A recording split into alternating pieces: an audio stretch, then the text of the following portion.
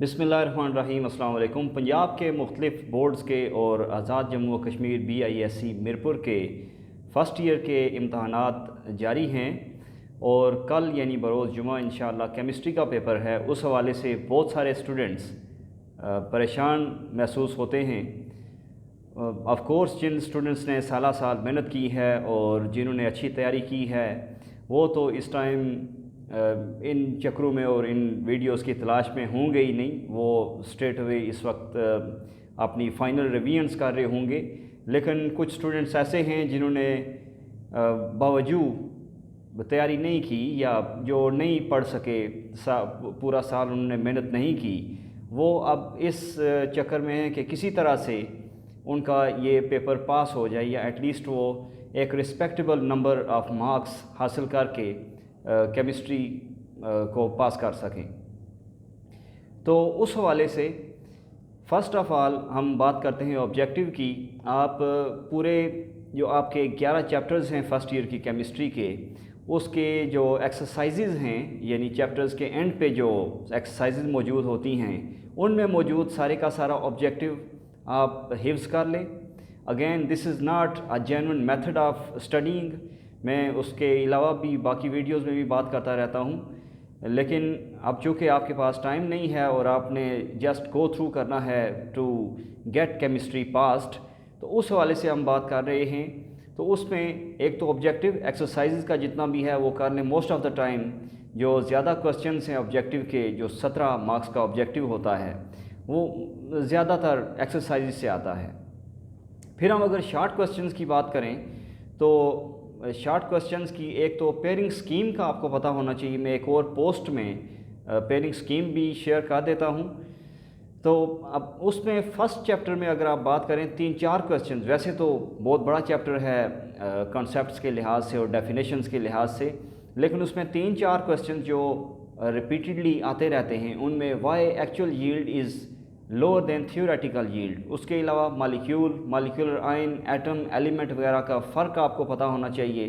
उसके अलावा इसमें जो स्टॉकियोमेट्री या स्टॉशियोमेट्री जो भी आप बोलते हैं उसे, उसकी बेसिक अजम्पशंस का पता होना चाहिए। इस तरह चैप्टर 2 में अगर आप आ जाएं तो उसमें choice of a solvent for crystallization process, उसकी 3-4 प्रॉपर्टीज़ कैरेक्टरिस्टिक्स आपको आनी चाहिए। Why sintered glass crucible is preferred over Gooch crucible, ये भी एक रिपीटेडली पूछा जाने वाला क्वेश्चन है।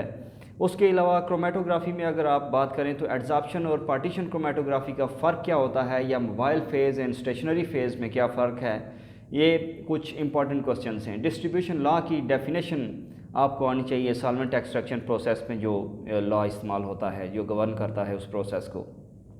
फिर चैप्टर 3 के जो मोस्ट इम्पॉर्टेंट 3 या 4 क्वेश्चंस हैं उसमें एफ्यूजन वर्सेस डिफ्यूजन का जो प्रोसेसेस हैं उनका डिफरेंस आपको पता होना चाहिए शॉर्ट सा।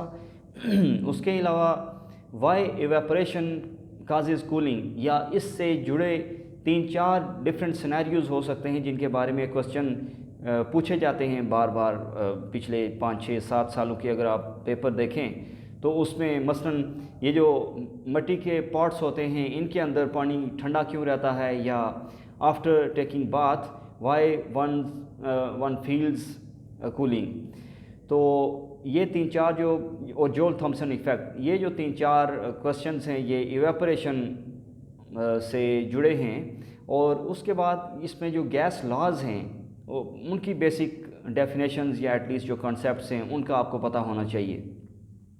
फिर अगर हम चौथे चैप्टर की बात करें तो चौथा चैप्टर, चौथा, पाँचवा, छठा, ये ऑब्वियसली बड़े चैप्टर्स हैं। इंटरमॉलिक्यूलर फोर्सेस की आपको पता होनी चाहिए, क्या बेसिक डिफरेंसेस क्या हैं, उनकी बेसिक डेफिनेशंस क्या हैं। एक जो क्वेश्चन लंदन डिस्पर्शन फोर्सेस में से पूछा जाता है कि अगर आप halogens down the group move करते हैं, fluorine, chlorine, bromine, iodine, from top to bottom in group 7A यानी हेलोजन का जो ग्रुप है, तो उसमें ये लंदन डिस्पर्शन फोर्सेस का क्या ट्रेंड होता है और क्यों होता है। तो इस तरह का क्वेश्चन उसमें से हो सकता है। अब चौथा, पाँचवा, छठा चैप्टर एक रात में तो नहीं पढ़ा जा सकता। सातवें की बात करते हैं। सातवें में 3 लॉन्ग क्वेश्चंस बहुत रिपीटेडली पूछे जाते हैं। एक तो फर्स्ट लॉ ऑफ थर्मोडायनामिक्स या उससे जो जुड़ी एंथैल्पी का जो कॉन्सेप्ट है और उसकी जो छोटी सी जो डेरिवेशन है 3-4 लाइनों की, उसका पता होना चाहिए। State function as a short question पूछा जा सकता है। मैक्रोस्कोपिक प्रॉपर्टी जो स्टेट फंक्शन होता है उसके डिफरेंट एग्जांपल्स क्या हैं उनका पता होना चाहिए। Hess's law of constant heat summation और कैलोरीमेट्री। कैलोरीमेट्री में बॉम्ब कैलोरीमीटर है और ग्लास कैलोरीमीटर है। इनके कुछ थोड़े थोड़े कॉन्सेप्ट्स आप तैयार करने और किस तरह करने हैं उसकी थोड़ी सी बात करते हैं अभी। फिर चैप्टर 8 के अंदर equilibrium constant versus reaction quotient, ये क्या होते हैं, इनका क्या डिफरेंस है। उसके अलावा इक्विलिब्रियम कांस्टेंट कौन सी चीज़ों पे डिपेंड करता है, थोड़ा सा उसके बारे में पता होना चाहिए। और उसके जो यानी बेसिक जो फैक्टर्स हैं अफेक्टिंग इक्विलिब्रियम कांस्टेंट। उसके बाद फिर 9वां चैप्टर है। 9वें चैप्टर की कोलिगेटिव प्रॉपर्टीज़, उनकी जो बेसिक अजम्पशंस हैं कोलिगेटिव प्रॉपर्टीज़ के लिए, जो रॉड्स लॉ है उसमें lowering of vapour pressure versus relative lowering of vapour pressure, ये क्वेश्चन पूछा जा सकता है। फिर कोलिगेटिव प्रॉपर्टीज़ के अलावा जो बेसिक कॉन्सेप्ट्स हैं सोल्यूशन के, मोलैरिटी वर्सेस मोलैलिटी, पीपीएम क्या होता है, पार्ट्स पर बिलियन क्या होता है, ये मोटा मोटा इनको देख लें आप। ज़ाहिर है अगेन ये सारी चीज़ें एट अ टाइम तैयार तो नहीं हो सकती एक ही रात के अंदर, या जो मज़ीद आपके 2-3 घंटे सोने तक रहते हैं। उसके बाद फिर इलेक्ट्रोकेमिस्ट्री चैप्टर 10, उसमें वैसे बड़ा डाइवर्स सा चैप्टर है। अगेन इलेक्ट्रोकेमिकल सीरीज़ की कुछ जो प्रॉपर्टीज़ हैं उनका आपको पता होना चाहिए, यानी spontaneity of reaction for example किस पे डिपेंड करती है। ऑफ कोर्स अगर पोटेंशियल हमारे पास पॉजिटिव आती है तो सेल स्पॉन्टेनियसली वर्क कर रहा है, वरना नेगेटिव है तो नॉन स्पॉन्टेनियस होगा। गैल्वानिक वर्सेस इलेक्ट्रोलिटिक सेल क्या होता है, उसके अलावा फ्यूल सेल्स का एक बेसिक सा कॉन्सेप्ट आपको पता होना चाहिए। चैप्टर नंबर 11, इसमें ऑर्डर वर्सेस मॉलिक्यूलरिटी, इनका क्या फ़र्क है। उसके अलावा जो डिफरेंट ऑर्डर्स की रेट कांस्टेंट जो इक्वेशंस हैं या उस पे जो बेस करती है जो हाफ लाइफ, उसका पता होना चाहिए। Methods of determining order of reaction, physical और केमिकल मेथड जो हैं।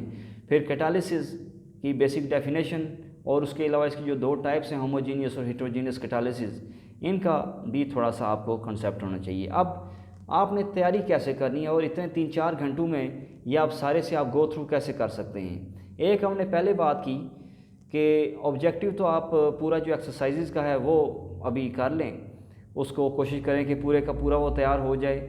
और उसके बाद फिर बाकी जो चाहे लॉन्ग क्वेश्चन के लिए या शॉर्ट के लिए आप पढ़ रहे हैं, कोशिश करें स्केचेस की शक्ल में, डायग्रामेटिकली तैयारी करें, फ्लो चार्ट्स की शक्ल में, फ्लो डायग्राम्स की शक्ल में। वो ज़्यादा ये रिसर्च बेस्ड ये मेथड अप्रूव्ड है। इस तरह का डिफरेंट साइकोलॉजिस्ट बताते हैं चीज़ें अच्छी तरह मेमोराइज़ करने के लिए। एक जो तरीका है वो उनकी डायग्राम्स बना के आप अगर कर लें तो ज़्यादा फ़ायदा हो सकता है आपको। उसके बाद अगेन जो मैंने पहले एक चीज़ कही, मैं रीट्रेट करता चलूँ, this method is not for those who are competing for who are aspiring for medical colleges, engineering universities. ये सिर्फ उनके लिए जिन्होंने पहले तैयारी नहीं की और वो सिर्फ पास होने की सोच रहे हैं या चाहते हैं कि 85 में से एटलीस्ट 40-45 मार्क्स आ जाएं। वरना आप जितनी मर्ज़ी वीडियोस देख लें, एटलीस्ट मैं बतौर एक केमिस्ट्री का टीचर यूनिवर्सिटी में मैं अभी पढ़ा रहा हूँ, उससे पहले मैंने स्कूल में कॉलेज में पढ़ाया है। मेरे स्टूडेंट्स इससे पहले डिफरेंट कैटेगरीज़ के स्टूडेंट्स क्लास में मौजूद होते हैं, कुछ खुदादार सलाहियतों की बेस पे, कुछ अपनी मेहनत का जो उनका डिफरेंस है उसकी बेस पे।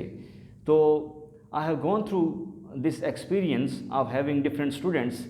तो आप बेशक जितनी मर्ज़ी वीडियोस देख लें, एटलीस्ट मैं इस पे कन्विंस नहीं हो सकता कि आप एक रात में 85 आउट ऑफ 85 के लिए तैयारी कर सकें।